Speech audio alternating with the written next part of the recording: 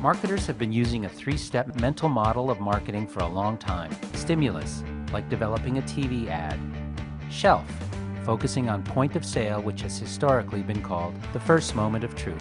And experience. People take the product home and experience it. They could have a good experience or a bad experience, and they share it. This is the second moment of truth. If marketers spend time on these three steps, they should succeed, right? We investigated this theory. We conducted a comprehensive study with research partner Shopper Sciences using 5,000 shoppers across 12 categories, from groceries to cars and financial products. The goal, show where influence takes place as shoppers move from undecided to decided. We found that the average shopper used 10.4 sources of information, up from 5.3 sources in 2010. We asked shoppers what sources they used to make decisions, when they used it, and how influential is each source. When we lined up their responses, a fourth step appeared in the marketing mental model, the zero moment of truth. This is when consumers do their research, get smart about alternatives, read reviews, look for coupons and comparison shop, all before going to the shelf. When we compare the steps, the zero moment of truth pops up as highly relevant and influential. Consumers have changed the way they have approached decision making. As a marketer, have you kept up, or are you still using the old mental model? There's a new mental model now, and marketers that can now keep all these steps spinning gain a very competitive advantage in today's marketplace.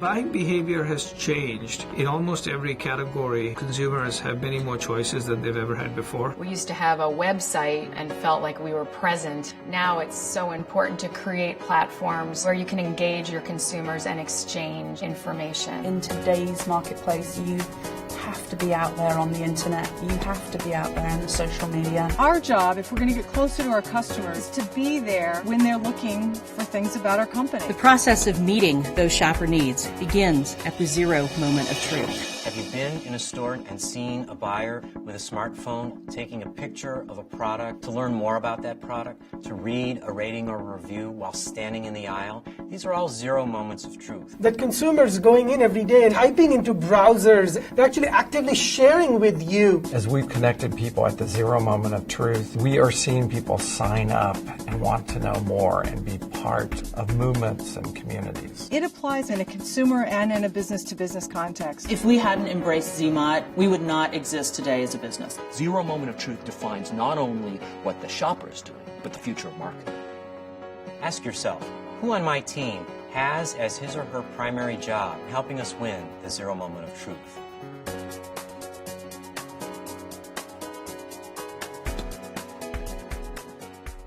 The zero moment of truth is a new way of thinking about the traditional marketing model. We all learned marketing by creating pieces of stimulus like radio, TV, and print to drive awareness of our product or service, which would then drive people to the point of sale at retail or at shelf, for example, whereupon hopefully they would choose your product or service, take it home, and have a great product experience.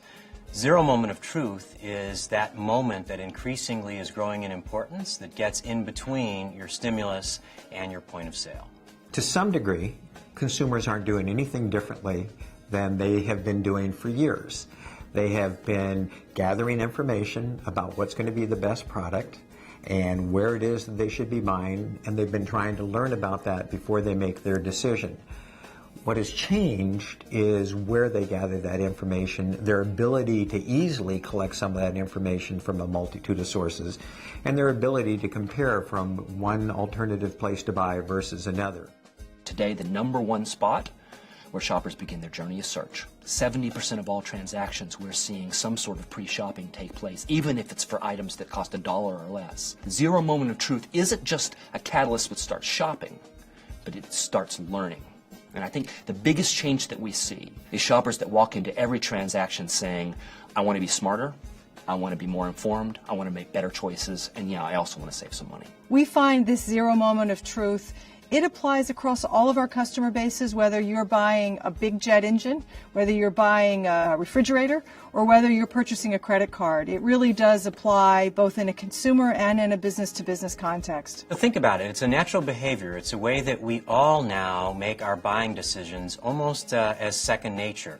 Typically what we would all do is we would try to get some more information between seeing the stimulus and showing up at the shelf. And it's those moments in collection that we call the zero moments that need to be part of your marketing plans.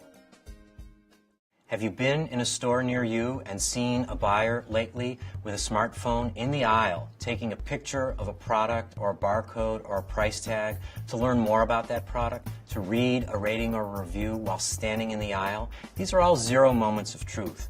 It's important to win those zero moments of truth, and to do that you need to recognize that sometimes the zero moment of truth can happen in the aisle, not just before the store shelf. Mobile's a huge part of what we do. A lot of our traffic that used to come traditionally from computers is now coming from telephones. And so we've changed the format of some of our core websites. We're looking differently at the type of applications we build. They're all done with mobile in mind. Our listeners love to be able to listen to Pandora everywhere. Listening on a mobile device is really kind of the natural evolution of where personalized radio listening is going. The biggest change we've seen is really the diversity of device that consumers are using today. So whereas we used to have a website and felt like we were present, now it's so important to be able to appear on a mobile device. Just recently my husband and I purchased a new car.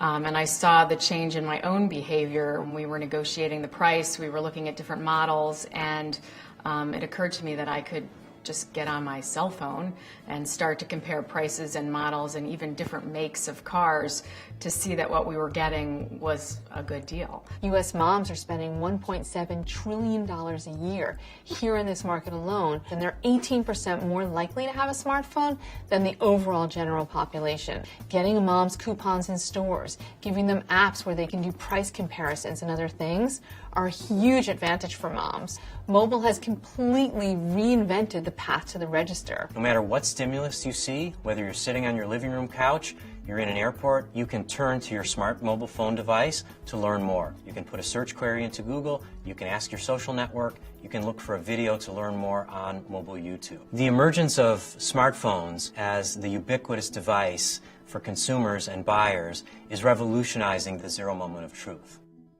As marketers, we all learned our craft focusing around 3 moments. And those 3 moments became the basis of how we built our plans as marketers, how we chose our partners, and how we allocated our budgets. Now we believe there are actually 4 moments in the mental model of marketing. And it's the marketers who recognize that the world is now a 4-moment model that stand to have a competitive advantage in the marketplace. If you are smart, you should never even launch a mass media campaign without a zero moment of truth support to it. Because we've often discovered people, when they watch your commercial, they sometimes don't remember your product or service. They will remember certain things from your commercials. The web presents an incredible opportunity, but also there are an enormous number of tools that now allow you to be hyper-targeted. And if there are 60 people in San Francisco right now looking for engagement rings and on the web trying to find them or trying to figure out which brand or cut to buy, you have an ability to get in front of just those 60 people because the potential consumer is not at the end of the process, rather beginning the journey. You have more of a time and opportunity to have a slightly slower dance in order to truly convince them that you're the right answer for them. And that's the fundamental shift I think a brand needs to make, is embrace this idea of fragmentation and yet leverage the tools that are available to us to show up at the right moment in front of the right person with the right message.